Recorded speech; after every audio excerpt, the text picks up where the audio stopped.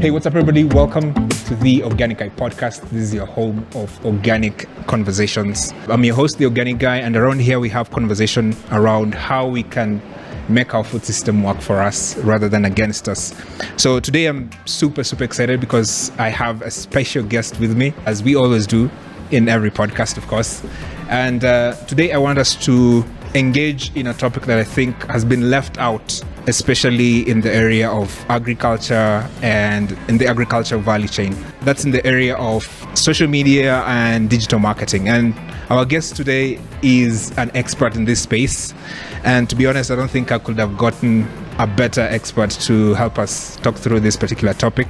She happens to have been named as the top 25 digital women in the country, as well as the top 50 social media power influencers in the country. So she knows something or two about this particular topic, and I'm super excited to have her on. She also happens to be the founder of ATC Digital Academy. She goes by the name of Janet Machuka. So Janet, thank you very much for making time for the pod. Thank you for having me. I want us to start a little bit to understand who you are, and I feel like the best way to do that is for you to take us a little bit into your early childhood.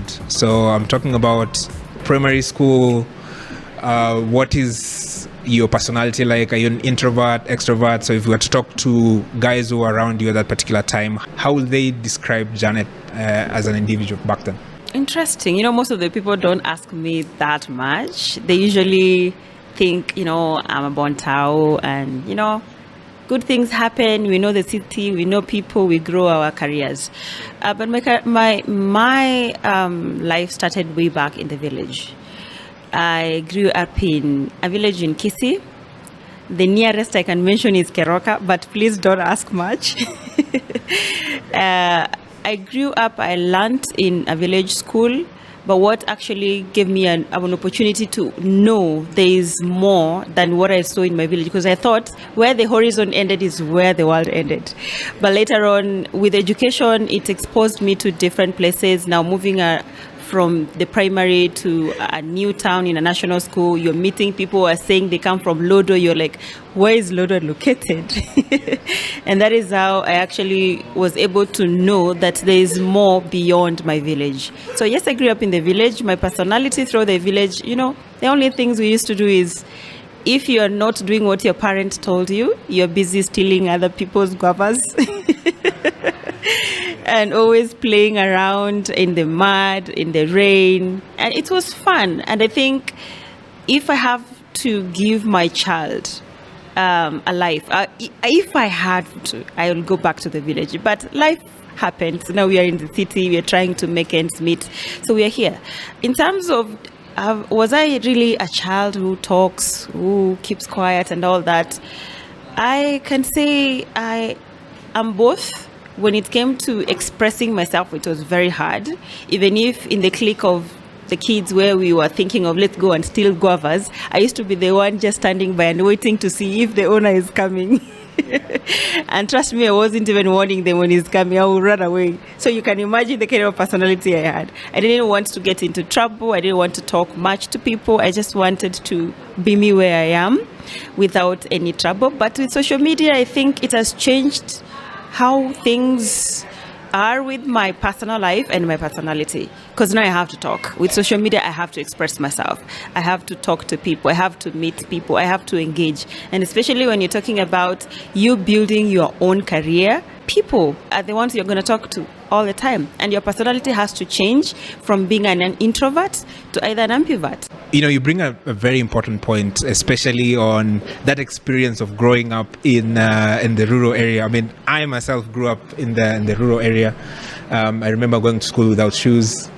When I look back, like, those are one of the most valuable experiences that have happened to be in my life so far. So in terms of social media, when you're growing up at that time, I don't think like the topic of being a social media influencer was something you ever thought about. Talk me through like the first time you came across social media. Like, when was this? I mean, when are we talking about you getting to social media? What was the first social media platform you involved yourself with?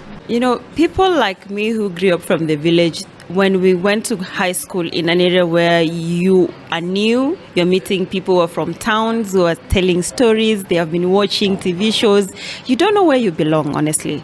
And my focus was just getting good grades and having a great career. And you know the careers I'm talking about, being a doctor, being a lawyer, good paycheck. But when I finished high school, I remember that's the first time I got access to the phone, not a smartphone, remember. Then I can't even say that was the time of social media, but that's the time I broke that barrier from me just keeping everything to myself and talking to people on social media. Facebook being the exact one. Back in 2012, we had finished high school. And then now, those few months where you're just relaxed waiting for your exams and maybe hoping that you can be, called to your best school campus. I was on social media, on Facebook majorly, to connect with people. I didn't have much actually to do, just connect, share my poetry. I love poetry. I love writing.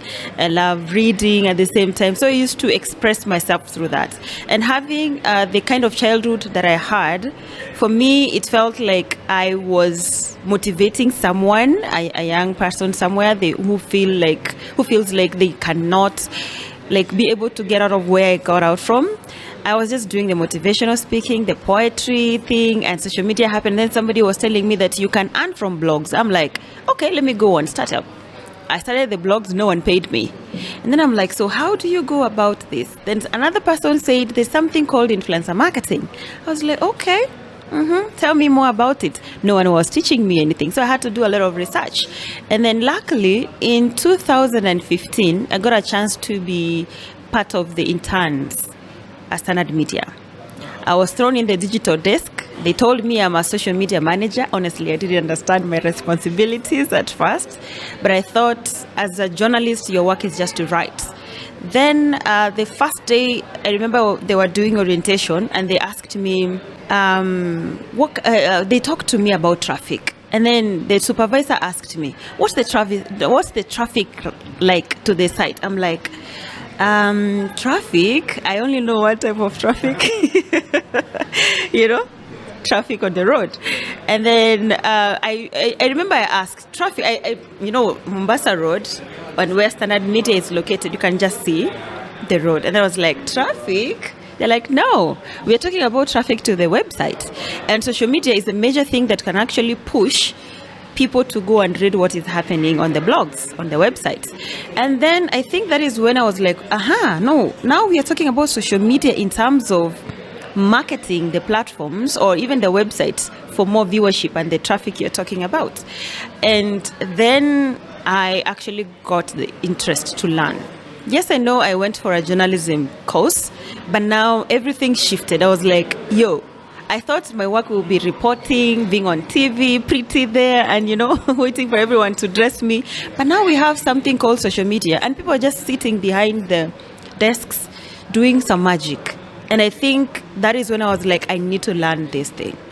It was very hard to find a particular person to teach me in Kenya, especially in 2017. We didn't have much, and people were like, this is something you just post, type a man on Facebook, post kinda, and having that, push to love doing research led me to now understand social media marketing from a broader perspective. And that is when I learned, you can actually sit pretty, do some work behind your laptop and phone and make money. So I was like, I'm going all in. I know I'm going to be a journalist, but I have to understand how to use this media, because digital social media places are actually media spaces. How can I use it in a professional way? And having the knowledge of the media landscape from a professional point of view was actually an added advantage. It's one of those things you really don't know when you go into the space, but it always turns out to be pretty cool, more than actually what you expected. Talking about like influencing, so you've created an account when you are at Standard Media, and at what point do you realize, I'm kind of an influencer? I don't think it's the person who realizes. It's the people who actually create that, influencing culture to someone to a point they believe, actually, I'm an influencer. So this is what happened in my case. When I was at Standard Media, I was asked to do social media content posting on their pages to push traffic to their websites. But again, as someone who really loved writing, I started writing. So writing, posting my content during the weekend, and I noticed that they were actually doing better. So this is on a personal account, the writing? No, Standard Media. My articles were doing great. And I think the fact that I was among the first years who were able to be part of, interns in a media house like Standard Media, it was like a aha moment. People started looking for me. Oh, can we have a feature? Can you come to our school, talk to students? I'm like, yes, I'm going. I'm going. And then sometimes the features you have on newspaper, on radio. And I think that is what kind of built that popularity. Before we came to influencing, there's some popularity that started to grow. And my name is, I already have a byline, Janet Machuka. And before I used to call myself, a funny name. Which is? Jenny Machuks. But that is when I was like, I need to position myself from a professional point of view. So the popularity from the features I got and how I started communicating on the social media platforms, how I used to talk, and I'm here trying to learn something called social media marketing. So that placement helped me to start working with companies who are doing events.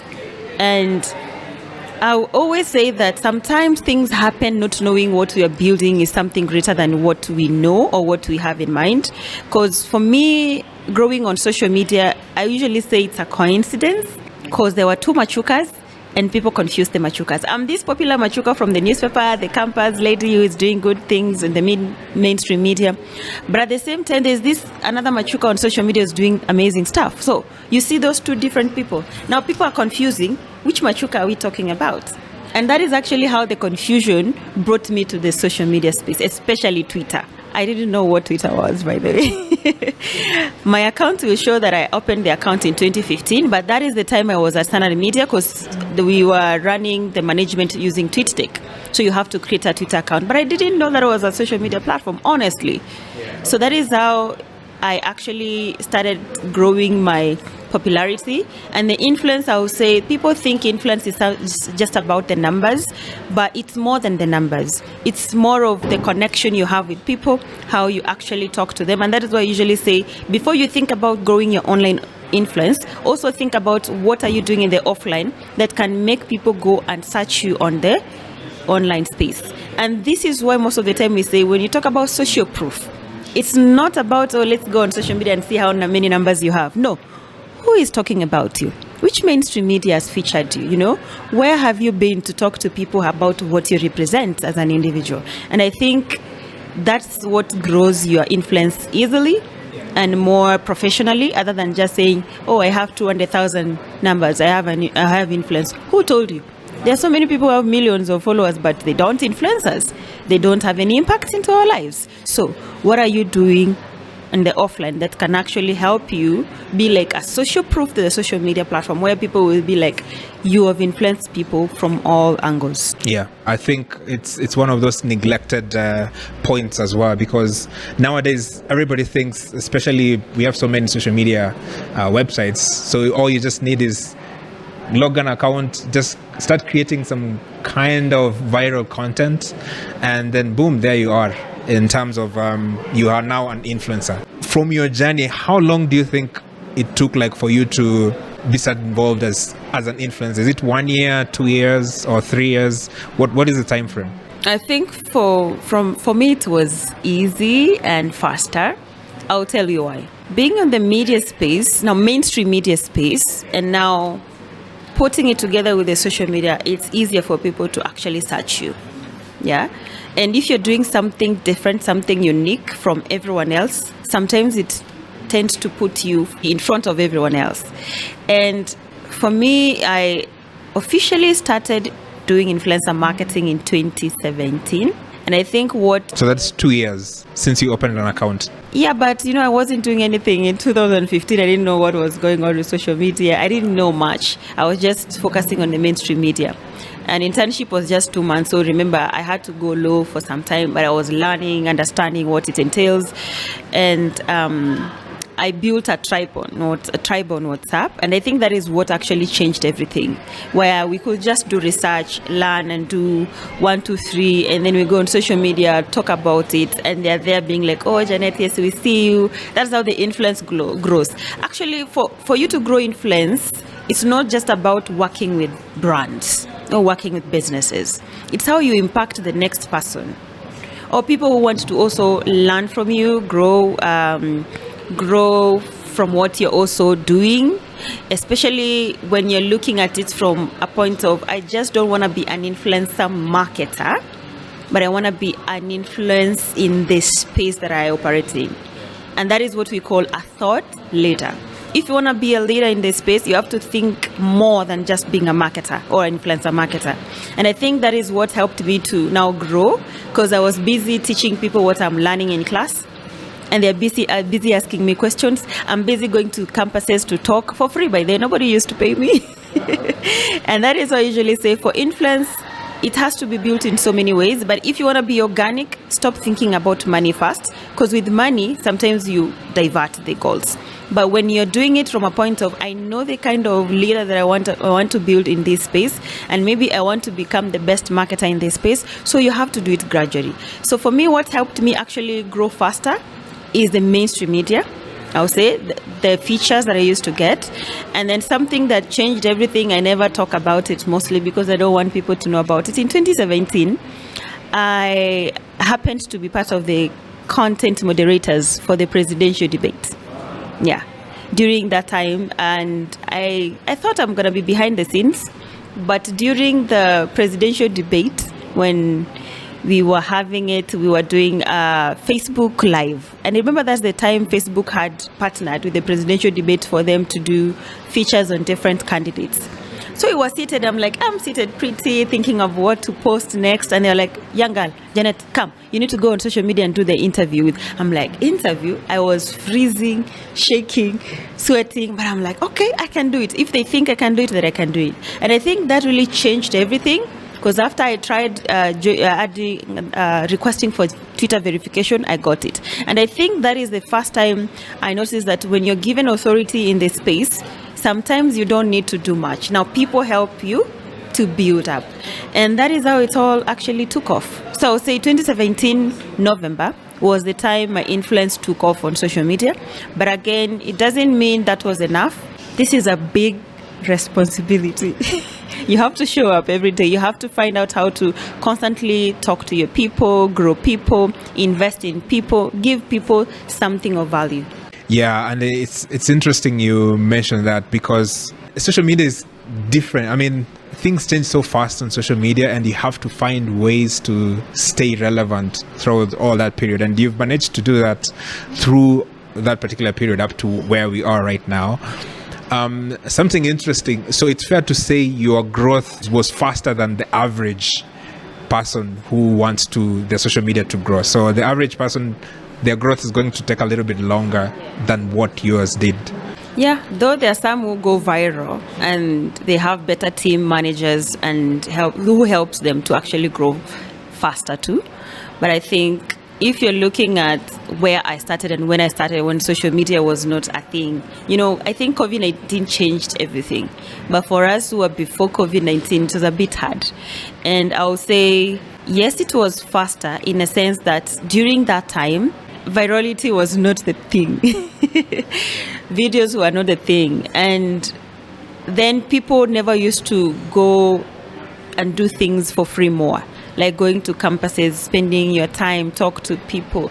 And then I think what changed everything is the aspect of teaching. And when you teach, sometimes it takes time and sometimes it's faster. Like, for example, right now, you might think this podcast will take time for you to grow, but you never know. Maybe something that you did with one of the speakers or one of the your guests here might change everything, and then you start growing very fast in 2 months. So sometimes social media is not a space we can say we know when we will get our breakthrough. We just do our thing, and you never know. Maybe tomorrow you might wake up and find out you were viral throughout the night and you were sleeping, honestly. Yeah, it happens. It happens. Yeah, something also jumps out is you are sort of self-taught through that process, and also you are more passionate about what you are doing. I think also that that helps. So let's dive deep into the world of social media and digital marketing. So just like give us a short preview. What is, according to you, like how do you like to define social media and digital marketing in general? I want to do it from a point of someone who doesn't really understand social media. Do you see those moments we meet up with friends? We just want to know what is happening with you, tell us, show us, feed us, and we have a little bit of gossip of some of our friends who are not part of it. That is social media. Only that now we are using gadgets. But again, I wanted to look at it from a professional point of view, where I sit and where I am. You never find me gossiping, by the way. But I only gossip on WhatsApp. From a professional point of view, I want you to look at social media as a space that can help you reach out to people that you can't travel to meet. Yeah? Talk to people that you want to build confidence about you in front of them without even meeting them. Talk to people who you want to believe in what you do without even meeting you, without even knowing you. And digital marketing, from my point of view, I say this, is just putting out the best things about you so that people can believe in what you do, what you give, and buy into it. Because the marketing should not actually end at marketing. It should give you value at the end of the day. If they're not buying your word, they should actually buy your product. Interesting you mentioned about marketing. I saw a post somewhere, someone said posting is not necessarily marketing or branding. So before we dive deep into that, how can someone then leverage social media for their marketing without, posting is part of being on social media. So how can they separate that from just being posting stuff on social media to actually marketing themselves? Great. I'll use a very good example of us ladies. Right now, if I met two more ladies, they might ask me, one thing that before they even ask me, they'll be like, I love your hair. Okay, for ladies, we might be like, oh, I don't even like Anna, but that is but they'll be like, I love your hair. You'll be like, yes. The next question will be, who made it? Who plaited you? Where? Do you mind sharing your contact? You didn't market the person who plaited you. You were just wearing out the hair very nicely and someone liked it. On social media, as much as we say anyone can post, and actually everyone posts, but how do you distinguish the posting from the marketing? I want you to picture yourself as somebody who stands out in a place. No standing out in terms of a color, no standing out in terms of the way you look. No, standing out in the way you give value to people. And the value I know most of the people might ask, what do you mean by value? For me, value is something that you give to somebody that they will be like, I missed this. You have filled the gap. Not they will see you, people can't see you and be like, you're pretty. They can't be like, you fill the gap of, they were looking for someone pretty and then you say they are pretty. No, it has to be value that you're trying to give them. For example, if I read a post that you posted, the same post in the marketing, in the agricultural space, let's say you posted, I posted, and then I like your post more. So the person likes your post more than they like my post. The question is, what made them like your post more? High chances are they gained something out of it, be it education, knowledge, be it a solution that you're trying to offer through that post, be it a connection, because they felt like you really understand what they're looking for or what they relate to, than someone who just posted for the sake of posting, And that is why when it comes to posting and marketing, you have to be very keen on how you are connecting with the person. So think about it from a point of what kind of collaboration are you bringing in? In terms of collaboration, I know I've talked about the value. I've talked about how you make someone feel, how you make someone think, how you make someone's, thoughts go like, I didn't know about that. The collaboration bit has to be part of it. When you're posting, because, there's people who are constantly like, oh, I'm posting every day, but there's nothing coming out. Are you collaborating? And let me break down collaboration. And I think this is where most of the people forget what it entails. Collaborating is not just Brian and Janet meeting and having a podcast. No. Sometimes we might not meet, we might not partner, but what we can do is mention people. Okay? By mentioning people, you're collaborating with them without them knowing. And this is what it's going to do to you. You have mentioned my name somewhere on a post. You didn't tell me. We didn't agree anything. And then I see the post because I was tagged. High chances that I will retweet, reshare, or even comment. That's a collaboration. And the moment I give you my audience by resharing, reposting, or sharing, it means I've given you a totally new audience for you to gain more and to engage. And that is the collaboration I'm talking about. So marketing should not be about those business those business definitions we did like, marketing is for you to make a profit, blah, blah, blah, all that. It should be more of how is it connecting you to the next person. Especially on social media, it has to do with connection, community building, collaboration, and the most important thing, conversation. Interesting. You've just given us a snippet about marketing. So I want us to also help us understand about branding. Is there a difference between marketing and branding? And if there is, can you help us explain what's the difference? In marketing, you have to be known. It's I want you to think about it from a point of you want to start a business in a specific location. What do you look out for first? The gap in the market, and then the moment you notice, you're going to market it. Marketing is just letting people know that you actually now exist. For branding is actually, I usually say branding is a facet of marketing. Okay? Why? You can market everything that you want, but if you have not positioned yourself better and in a way that is distinct, in a way that you can be seen, people can think about you, remember you, no one is going to care about it. So for marketing, it's all about, can people see me, talk about me? For branding, it has to do with, how am I different from all these people in this market? Yeah, I think that makes sense. That explains why there are so many. For example, if you walk into a supermarket, there are so many oils, but you can find a lot of people gravitating towards a certain kind of oils.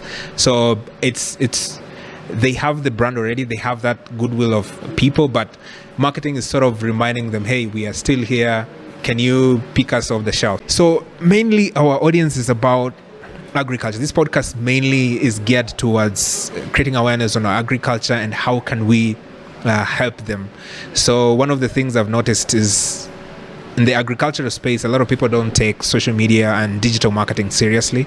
So I want you to talk to a person who hasn't taken social media seriously, or they don't even know what social media is all about. Lay for us the foundations that they should think about if they want to start, hey, this is my first time, I want to go all in on social media. Where should they start? I love that question because I usually joke a lot with my friends. I usually tell them that I want to be a farmer at the end of the day, as much as I'm helping the agricultural people understand different things. And they're like, you go to the farm, you hold a djembe, you do ABCD. I'm like, what do you mean by farming first in this era? Does it entail you actually being on the farm? You have Think Organic. Do you usually go to the farm all the time? You're just solving something in the tech space. So I'm here. I'll use me as an example. Someone who doesn't really understand social media, and I'm a farmer. Maybe people might wonder, what am I going to post? Farming is a dirty job, because that is what most of the people say. But is it really dirty? And another question I will ask, when you talk about social media, have you ever seen people wearing suits all over? No, unless it's on LinkedIn when you're posting about a new job position, you went somewhere for professional reasons, right? Social media is, I will go back to what I said when I started. Social media is like that meetup you do with your friends when you want to know what is happening with everyone.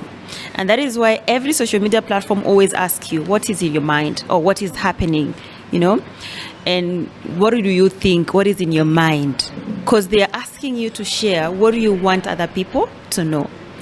I'm a farmer. I'm in the farming space. I've never been on social media, but in high chances are I might be having social media platforms to just engage with people, to know what is happening. Nowadays, we get all our news from social media. And you want now to transition from just getting information or also sharing what is happening around you to, I want to position myself as a farmer in this space and I want to grow myself. I want you to think about this. If I have to ask you, tell me about yourself, what will you say? Will you be like, give me until tomorrow, I see what I can do today and then I will tell you? No, you'll be like, I'm so and so and this is what I do. In the farming space, there's so many things that happen. It doesn't have to be just about your farm. You can start the conversation from a broader perspective. Farming is huge. It has so many facets, just like social media marketing. It has so many facets, by the way. And that is when you usually confuse between digital marketing and social media marketing. Some people go like, yo, I don't understand anything. Digital marketing is like an umbrella. Social media is part of the components that are under the umbrella. That's the difference. But now when you talk about how can I grow myself as a farmer on social media, I want you to think about this. Just the way you wake up in the morning and say good morning to the people you live with. That is how you should actually on social media. Just say, yes, good morning, fellow farmers. What are you up to today? If you're going to the farm, take a photo, share about it. It's just like sharing your story throughout the day. If you want to overthink social media as a farmer, you'll never get something to post. You'll just be waiting until your harvest is ready. And then you'll be like, oh, I got very good yields. And then you post. But what you need to do is talk about what is happening in the present. The reason to why some people or brands or individuals or companies on social media are doing better than others is because they live in the moment. Even on social media, for us consumers, we live in the moment. We want to see what is happening at that particular time. We don't want stories that happened 2 years ago. And that is why most of the time you find that there's a post you did on Friday last week. It did very well, but we don't care about it. We care about what are you posting today. So as a fan, what are you posting at that particular time, that day? Even if it's a challenge, post it. Even if it's an opportunity, post it. Something you planned out, post it, but don't overpost. So there's actually overposting. Yeah, you get bored. You are too much into you want us to be all over our face, everywhere. You will like, no, Brian, you need to stop. Some people might unfollow you. So by posting it, I feel like you need to balance also. By balancing, I mean, talk about you, talk about your farm, talk about the industry, talk about your fellow farmers. And that is what actually has made farming in the social media space interesting. Collaboration, not competition. Because I've seen so much collaboration between you guys, and I really appreciate what you're doing. And that is what has made social media in terms of farming easier and very engaging other than any other industry. If you have noticed, especially on Facebook, you see a group on tomato farmers. They are encouraging each other, they are growing, they are talking about their challenges, and because they understand each other in a way that the area is for learning, and learning, you never know if you're going to get the yield that you are projecting. It helps actually have the conversation from time to time. So for a farmer who's starting, I want you to think about social media as something new every day. The way you wake up to a new day, you hope everything will be great, but you're also wondering if something's going to go bad. Talk about those great stuffs. Talk about the bad moments. Engage with your fellow people. Ask them what is happening. Sometimes you don't have to share anything. Look for people to come to your platform to talk about it. And the most important thing on social media is conversations. Farmers are people who love talking. I'll tell you for sure, because they're constantly talking about their farms, constantly talking about the yields. They're thinking about the market. They're thinking about the yield. They're thinking about the pesticides and all that. So can you create conversations? Don't post, create conversations. And if you feel like you don't have anything to say, this is the trick I usually give people. Go map out the people who have already done it in your space. Go under their comment section. Notice every time what time they post. Be among the first people to share a thought, a reply. And make sure that that reply is not just a reply, oh, this is amazing. Give a thought, give an opinion. Guide them on 1, 2, 3 if you feel like they didn't share much. Because high chances are someone will click your profile from what you commented. So I know someone is wondering, I have 2 followers, I don't have accounts. Where should I start? Find out the people already in this space. Brian is here. Leverage his podcast, leverage his YouTube channel on social media platforms. Be among the first people to actually comment. Because one thing I've noticed about collaboration is the connection and relationship you build. And relationship is not built by, hey, yo, I got your number from so and so, I want us to do ABCD. No, you have to learn the person. That's why most of the time we reach out to someone, you'll be like, hi, I love what you're doing. I've been engaging you. I loved this post. So you can pull people closer and make them want to engage you more. So for a farmer, first things I would say, don't overthink. First, go out there. Even if you think Brian is too far to reach, it's actually very close. Yeah, it's a DM away. Before even you get to the DM, engage with that person's post so that by the time you go to the DM, I'll praise them a little bit. I've been loving your content. I love what you've been doing. So now I am thinking of doing ABCD. Trust me, people will never say no. And that is how you start the collaboration. And find communities, because nowadays you have so many farmer communities. The Organic Guy podcast is a community on its own. So be part of them, engage them. And sometimes if you feel like you have something to talk about, be it on a podcast, in a conversation that is live on Instagram, and you have not been identified, vouch for yourself. We are constantly on a teaching mode at this era, and social media is doing that very nicely when it comes to the farming space. So, are you vouching for yourself? Think about it. There's something that the next farmer doesn't know. Branding doesn't happen in terms of colors lately, by the way.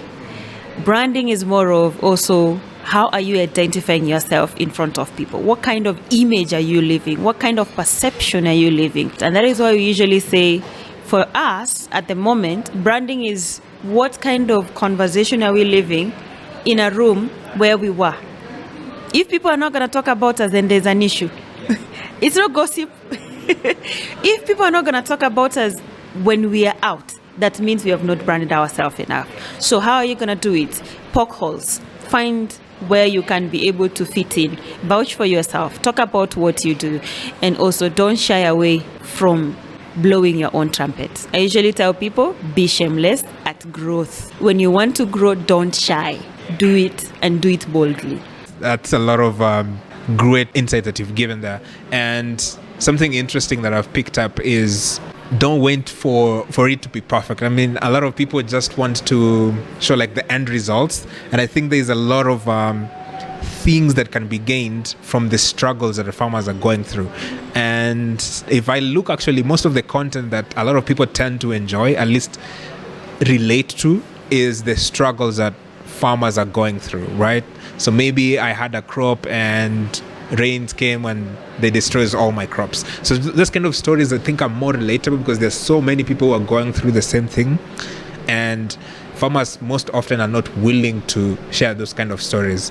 I know you've been involved in the agricultural space. Is there an example that you can share with us, or a story that you've seen in terms of like a transformation? Someone who was on social media or who actually came in social media just recently, and they've been using social media for their advantage. One individual who I feel like his journey, I've also been part of it in one way or the other. His name is Fred Munene. He's a Kenyan. At the moment, he does a lot of agronomy services and also consultancy with farmers. When he wanted to actually use social media, because there's some people who find they're young people, they don't have the farms and they don't have the funds to start off any farming business, but in one way or the other, they feel like they have the passion to help farmers understand the digital platforms and also be able to access particular services, especially when you talk about agronomy services. You don't need to have a farm for you to be an agronomist, and that is why they visit each and every other person's farm to understand what is happening and help them in one way or the other. So when he was coming in the digital spaces, I remember he didn't know how to go about packaging, branding, because most of the time people tell you, think about colors, think about a logo. How many people out here have logos? So many. How many people out here have very beautiful colors? They even do t-shirts, but where are they? In their closets. And they are not known. We don't even know even they exist. So when he was joining social media, I remember he was really having a hard time on how to grow the engagements. And I remember I had to bring in one of my team members who really helped me also in my personal branding on social media. And one thing I remember us having a conversation about is how can you tell a story all the time? You know, tell your stories, even if they are very short stories. Tell us how your day was. Tell us what you encountered today as a farmer. Tell us that challenge. You know, as much as they might sound like cliche or things that some people don't want, as long as they're not talking about your personal life, trust me, they're going to change. So he started working on that and then sharing more and then also featuring people, because now he was getting these, you know, conversations and attention. Because at the end of the day, if you want to grow on social media, attention is the most important thing, you know, attention. And we are not talking about attention seeking. The fact that you can hold someone's 2 minutes to read what you have shared, to listen to what you have said, to watch what you have posted is very important. And that is why we're being told every time, if the first 3 seconds, people are not going to be attentive to listen, then you need to change. You need to maybe work on a strategy or something. So we started on how can you tell a story every time you visit a farm, talk about it. I know it's not your farm. I know you may feel like you're marketing them, but don't feel like that. Just share it because it's part of your story. Right now, it's how many years? We're heading to the 3rd year. He has grown to a very huge influencer. I've seen him travel across the globe. I'm like, wow, I wish I were the one. But you see, the kind of things that you might do on social media, we think that people are not watching. People are actually watching. So push forward. Do something that not everyone else is doing. And the best way to do it on social media is not to do it alone. Find people. Because high chances are how people are connecting nowadays, it's not about find us someone who has 200,000 numbers. No. Brian, do you know someone who can do ABCD? You'll be like, yes, I do. I have someone. And that is how people connect. So find a way to connect with them. And that is one thing I think I have been using his personal brand as an example to teach more young farmers. Like, it's not about the competition you guys have. It's about how you can collaborate, talk about other people's stories, give people a chance to share their story using your platform. Then they will talk more about you, because high chances are anybody's story has people behind it to actually push them to grow. Speaking of that, I remember you mentioned self-taught. I was like, really? There are so many people behind me who have been teaching me every single day. The fact that I'm the final product to push myself to show that I've done something. Unless I do that, you think I'm not, as in I don't have a team of people behind me. You think that I'm just self-taught. Everything is by myself. Everything I have done, everything that I've grown, and the kind of things that I'm doing even now, I usually say it's the people around me. So I can't say I've self-taught myself on anything. It's a push. And with the push, it helps me to know how to balance, how to grow, and how now to package myself better for anyone else. Is there your favorite social media? I mean, I guess I know it, but what is your favorite social media platform? Twitter is my most favorite platform. And I think it's because it's easier for me to network with people there. That's what I usually say. So other platform, yes, you can connect with people, but with Twitter, I can literally get access to anyone across the globe easily with just a search. On LinkedIn, unless I start finding for connections, and it's tedious. On Instagram, I don't even know how to find people. I just wait for people to land on my page. On Facebook, I usually look at Facebook as family, school friends, and all that. But Twitter is my best, because for me, as someone who loves conversation, someone who loves bringing people together in communities, Twitter is the best. And I think the fact that I found a way to navigate through the trolls and focus makes it my best. Let's talk about that. Let's talk about the troll. Let's talk about the mental health side of social media. You've been there for a long time now. Yes, some people are darlings of people on those social media platforms, but I'm sure you've also got some trolls and some people who don't necessarily like your work or like you by person. So how do you go through that, especially from a mental perspective? One thing you have to know, even if you have 10 friends on the offline, they're not on social media, 8 friends don't like you. Only that they can't tell it to your face, I don't like you. The things they just don't. That's why you find that you find gossip and quarrels among friends from time to time in a group, you know. But on social media, it's different. It's like people have removed their masks. Yeah, some people might hide behind some fake accounts and try to troll you, but you know, trolling is not like abuse. Trolling is more of, I need your attention, man. You know, I need your attention. You need to see this. You need to feel bad, you know, because you've been a darling to many. But now, I don't want you to be a darling anymore. I want you to react. I usually picture it from that point. A troll is somebody who just wants you to feel bad about yourself or about something that you're doing so that you can react. And the moment you start reacting, do you know you're giving them the audience now to push harder? You know, they'll be like, yes, we made it. I've been trolled so many times, but one thing that has helped me is don't respond to the trolls. Just do your thing. Because the moment you keep on responding, is like they have now gained that attention they wanted. And the moment they gain that attention, trust me, they're going to hit harder from time to time. So how do I manage it? It's not something that everyone should fancy. By the way, trolling is bad. But sometimes I used to cry. Yeah, it's okay to cry. It's okay to cry. Because there are people who say some things you really feel so bad about yourself. And sometimes they're questioning yourself.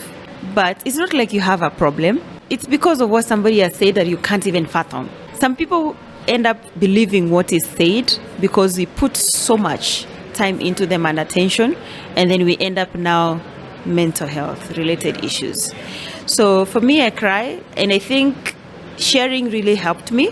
I have a small team of brand manager, and then I also have a few friends who, when I'm really pissed off by a troll on social media, log out. I call them, I complain, I express myself. They're like, are you okay? Yeah, good. Now you can continue with your life. Until to date, I can't say that I've grown a thick skin, because sometimes there are people who say some things, they will still take you back to, what do you think about me? How do you see me? You know? But I have allowed myself to feel bad, but I don't have to feel bad for a longer time. I allow myself to feel bad, even if it's 15 minutes. Okay, done. Now go back to reading your goals. What did you want to do on this piece? What do you want to achieve? Do you want to be trolled all the time? No. Then you focus on your goals. So on how to navigate that, having a group of people you can constantly talk to, even if it's not about the personal issues, people can keep you grounded to your goals and focus on what you're doing. It really helps. And a community. And a community, I mean, nowadays we have social media platforms where we have, like, every Wednesday we have conversations. Every Thursdays you have a live session. You have to talk about a specific topic. Be around such communities, because they will help you block the negativity from people you don't actually need their attention, and they don't need your attention, to people who actually serve the same interests. And that is where I think now growth happens, meaningful connections happens, and then the trolls double down because you have a legion.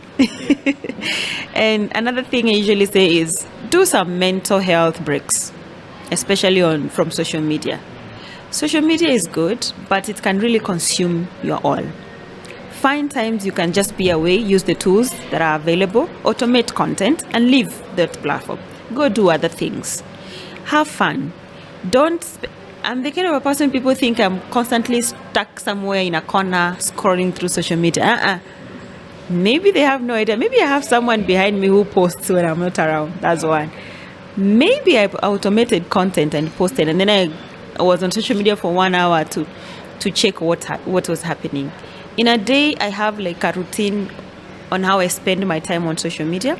And I remember I'm there for business, not just for fun. So I have time for fun, I have time for business. In a day, I usually spend at least 5 hours. That is work plus social media. But in terms of what to engage in, you'll never find me engaging in chit chats that don't really make any sense or that I value or fancy. I'm constantly on, I want to deal with professionals. So take your time to learn who to connect with, because at the end of the day, if you want to grow on social media, you have to know who to engage, who to connect, who to collaborate, which community to be part of. But I feel like people who are starting right now are very lucky. In 2018, 2017, where were communities on social media? people were being trolled and living on the social media. Nowadays, you can segment. You want to focus on this, and then you just focus on that. You can block people. You can just focus on the few people that you have. And that's why I say, don't let social media consume you. As much as some of us are making money out of it, sometimes it reaches a point you feel like you're constantly on the mode of getting more and more and more. But always ask yourself, after that, then what? Can you step out and meet Brian face to face for that cup of coffee? Yeah, talk about other things. Don't take everything to social media. That's something else. Trolls sometimes consume what you give them. Okay? Even our mental health in some way, so many people who have decided to deactivate completely on social media, sometimes you find that it's what they used to feed the people. So if you feed people so much of your private information, someday they're going to use it against you.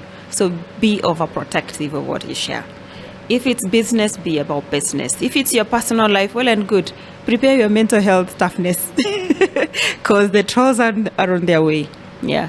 But I know people say grow a thick skin, but before we get there, allow yourself to feel bad, allow yourself to feel irritated, but always remember this.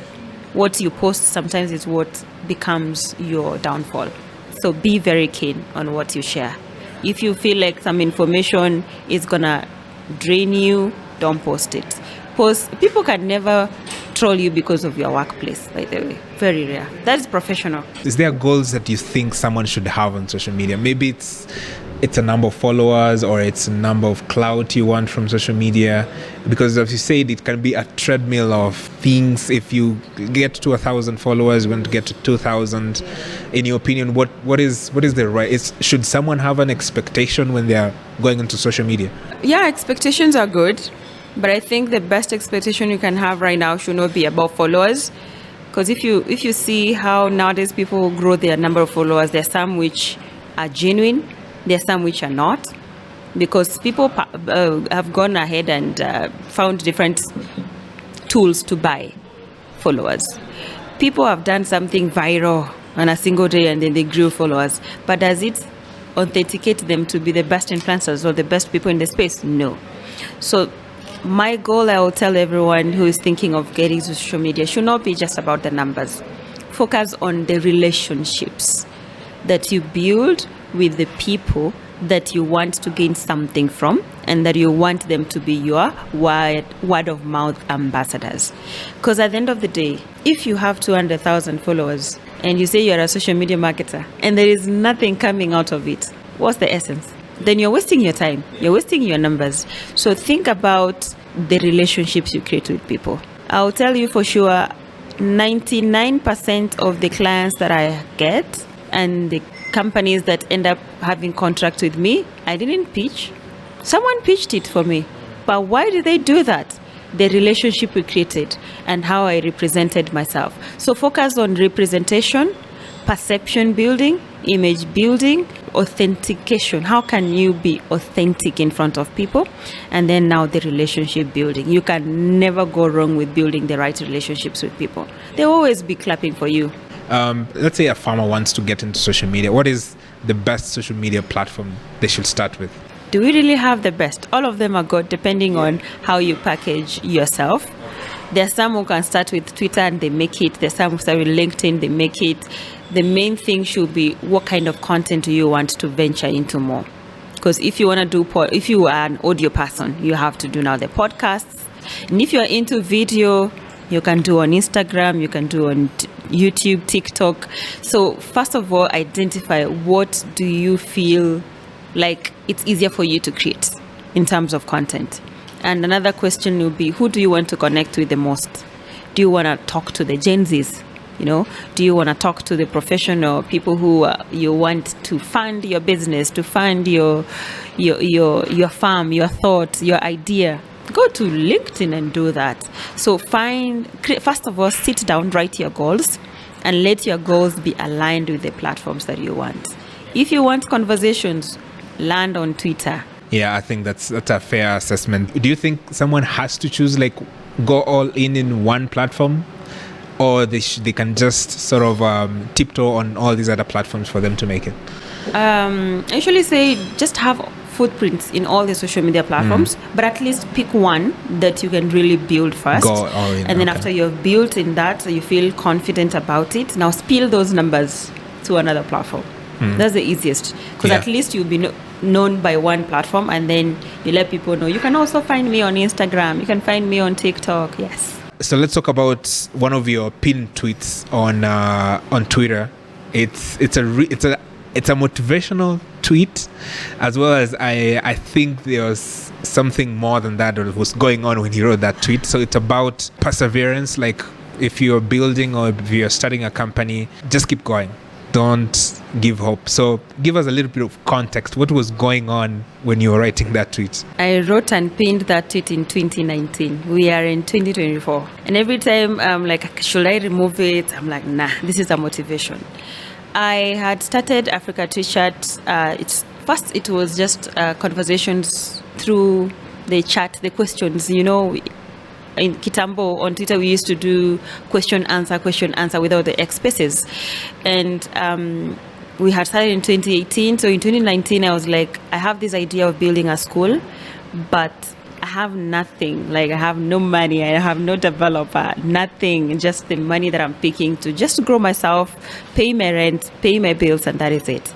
And I remember with the co-founder, I was like, I really have this idea of building this school, but I've talked to people are saying nice things, but nothing is coming forth. So I was like, I'm going to close this thing. And then they asked me one question. If you have to remove ATC from your name, what do you remain with? I'm like, I still have me as Janet Machuka. They're like, tell us, do you know why people know you the most? I'm like, tell me. They're like, you teach. You're open to give information. You're open to teach. You're open to offer solutions. You're open to even jump into a podcast and a call with someone without even asking money. That's your passion. I'm like, So teaching is my passion. So I'm building a company, yes, in the training space, yes, but I don't see money. And then they told me this. Most of the companies that have been in this space, even if you hear the stories of Kiwi, the stories of Bata, they have been here for years. But the story started somewhere. Sometimes they thought of shutting the idea, but they were like, no, maybe I have my tribe. So the tweet, I remember that day I wanted to just shut down the conversations. I was like, nah, I'm not doing this.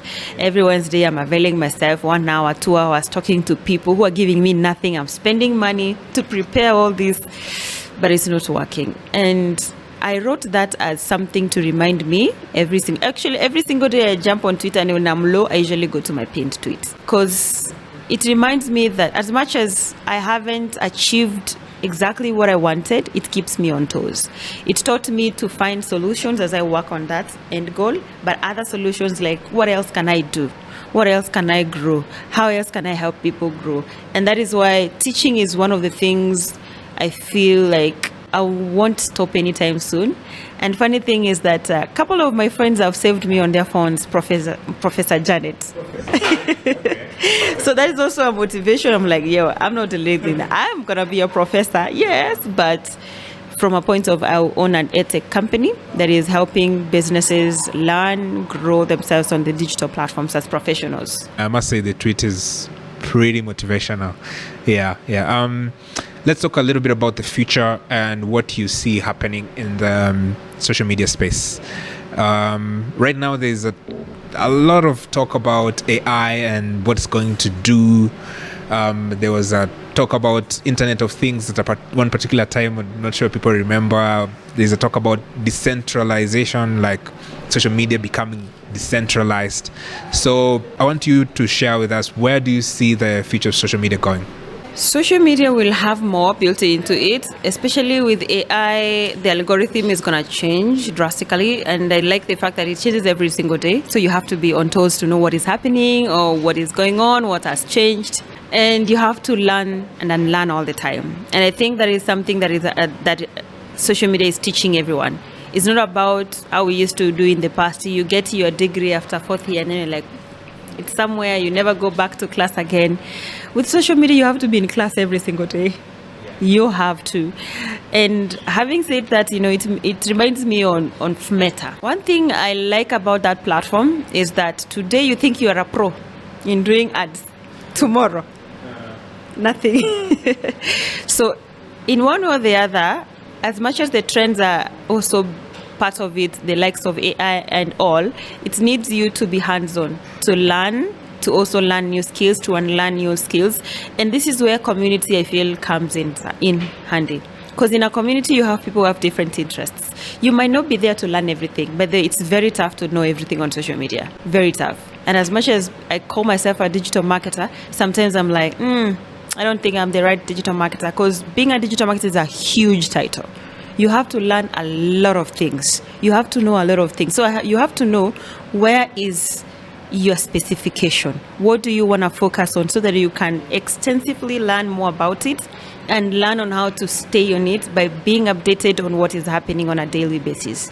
The future of social media, we will have a lot of decentralization, smaller communities, and these communities will be competing with each other. But again, the question will be, what kind of perception are you going to leave in people's minds? What kind of image are you building as an individual, as a business? Speaking of businesses, because I know there are people in the farming space who are like, oh, where will my business be when it comes to social media? What we have learned lately about social media is that social media and businesses is that it's very hard to put the two aside. Brian can't operate alone and think organic to operate on its own. We need someone behind it to represent that business. So the future of social media will be like, we have to and we must represent our businesses in a way that is professional. Sometimes we might be a little bit unprofessional and go into the fun bit. That's part of life, and that is why it's called social media. So we will drop down to being too markety or being too salesy to being too social. So the future of social media will cut across the generations. But it's a very good confusion. Sometimes I'm like, right now baby boomers are reaching out. They're like, hey, I want to know how to go about branding on TikTok. You're like, are you going to compete with the babies? But that is what is happening. So it's about us learning also on how to deal with the different generations. That's another thing, because that is, I think, the major thing we have been aware of lately. Learning on how to spread your content across the generations, because everyone is there. My mom is on Facebook. Sometimes when I post something, even if it's a joke, I have to call and explain. Yeah. And another thing that I usually look at on the future of social media is that social media content is the main thing, yes. But again, the content is our story. The content is our challenges. The content is our bad moments. But again, it doesn't have to be about us alone. What content can we have about other people? Social media has changed to be our life, our surrounding. How can we bring all that to our platform? But I didn't say it, you share your personal life. Share what you're comfortable. There are people who are comfortable sharing their personal lives. There are people who are not. So share what is comfortable with you on the platforms. Maybe one last thing about the future of social media. Social media has changed the way we dress, the way we eat, the way we think, the way we walk, the way we talk. At the end of the day, I want you to think about you. I want to think about what you offer. I want to think about who you live by, close by with. So it's going to change the way we operate, the way we deal with people, but don't forget the people you can actually meet, touch, hug, and all that. So smartphones will be very cheap. Everyone will access social media, but again, it's us to know how we package it for the future generation. So for me, I look at it from a point of, if you can be a professional, the better, because you're going to help so many other people to learn how to follow that path. And we are the people who make social media. Social media doesn't make us, it's us who make it. True. Talking about the impact of social media, we were lucky enough, I think, to witness how powerful social media can be in Kenya. Recently, we saw protests that were Gen Z led, that were actually organized on our social media platforms to a large extent. What was your observation about that, and what are some of the key lessons you learned from that particular protests? I'm the kind of a person who shies away from politics. But this time round, wow, there was nothing like shying away. I had to. And I think this is one of the things that the protest taught me. Sometimes we might shy away from things, especially protests that have started using social media. We might shy away as people who are thought leaders in this space. but there are things we have to constantly think about, the social aspects of it. As much as we can be farmers who are professionals, we have to also talk about the social impact about it. So what I've learned is that it's good to be part of the protest as an individual, but you also need to know what angle are you going to use. Don't go all over abusing people just because everyone else now is abusing everyone.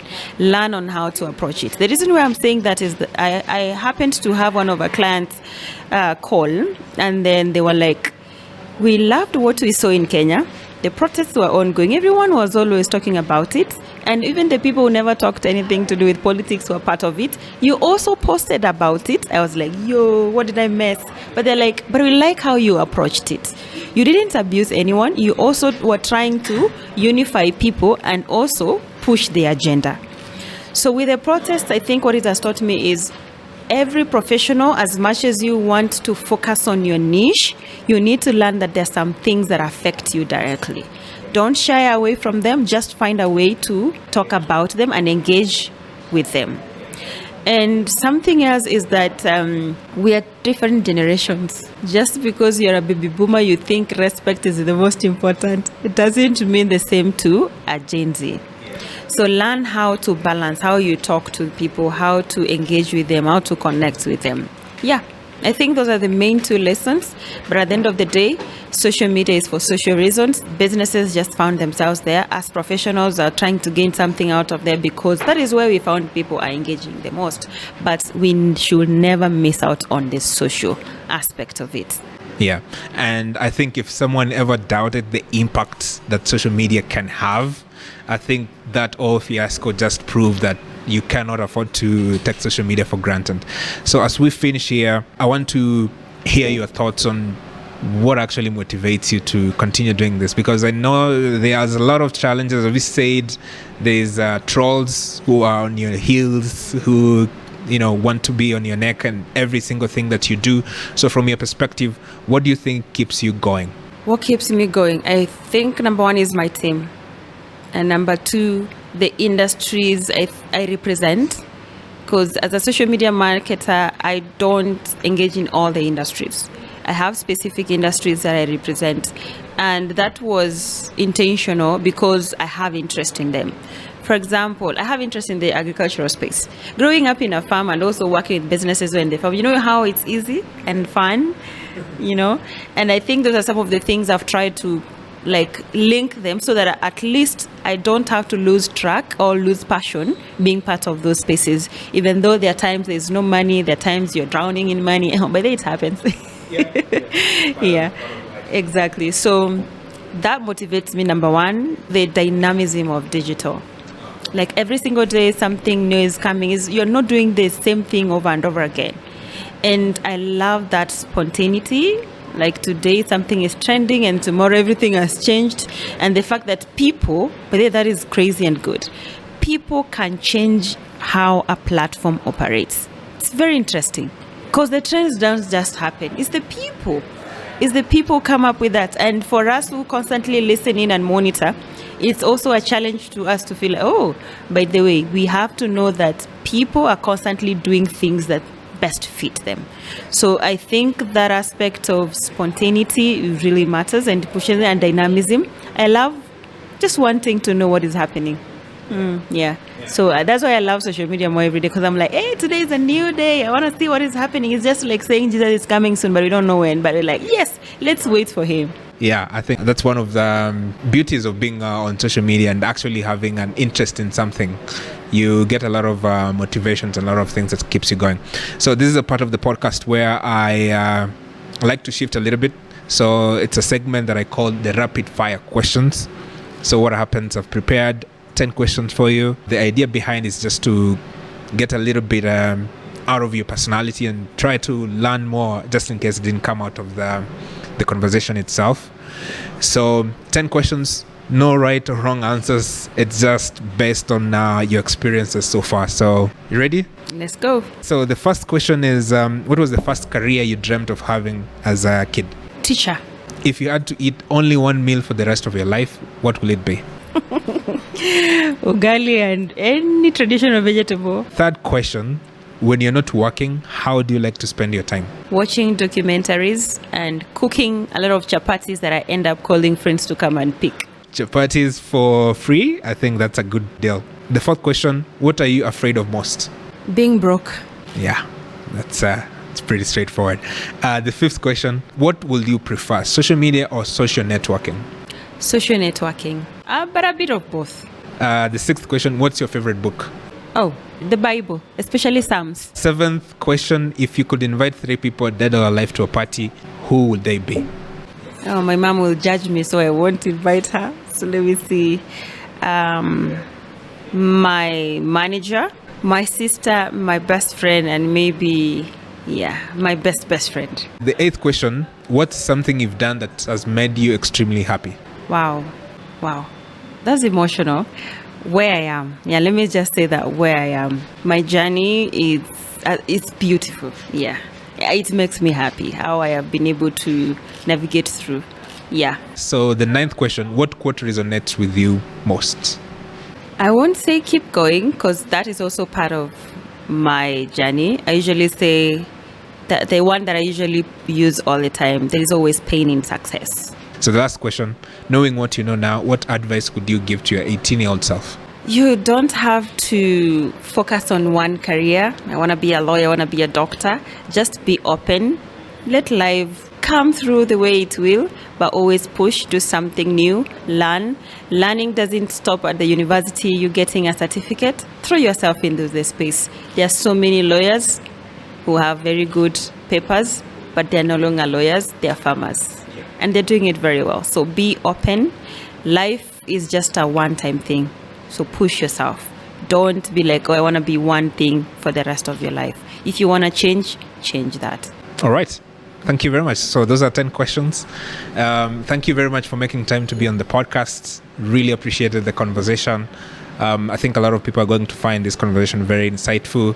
Where can guys find your work? Find me on Google. Search me, Janet Machuka. You'll be able to actually access all my social media platforms easily, or even my website.